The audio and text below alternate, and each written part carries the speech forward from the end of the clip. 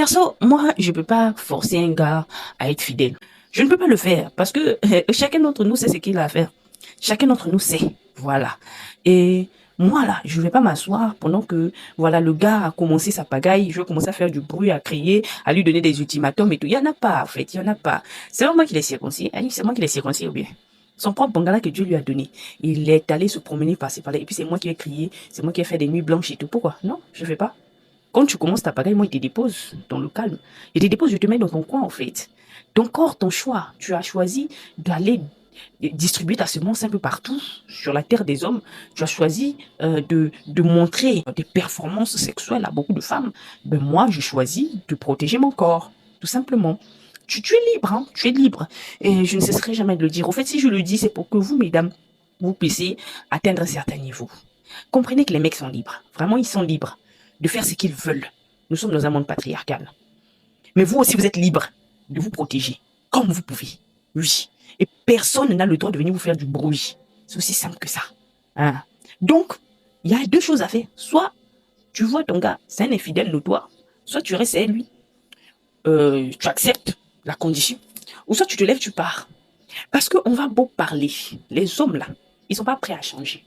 Ils ne vont pas se lever un matin pour dire oh non, les femmes ont trop souffert, on doit arrêter. Non, non, non. L'homme décide lui-même d'arrêter de tromper lorsque il se rend compte que la tromperie n'est pas bien.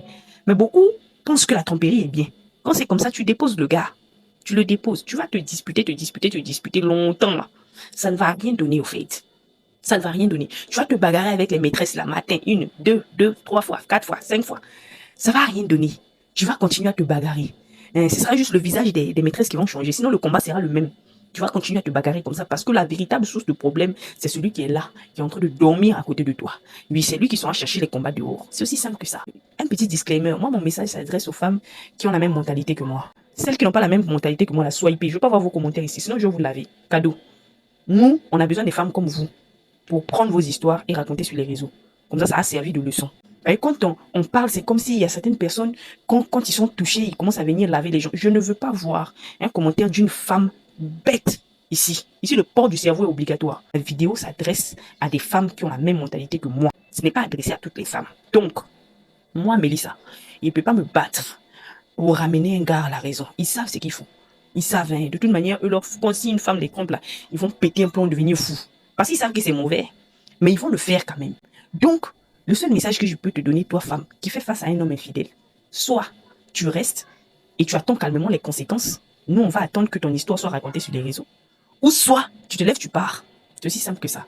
Soit tu peux rester et voilà, et appliquer une certaine attitude. Tu restes et puis tu te protèges, quoi. Tu te protèges.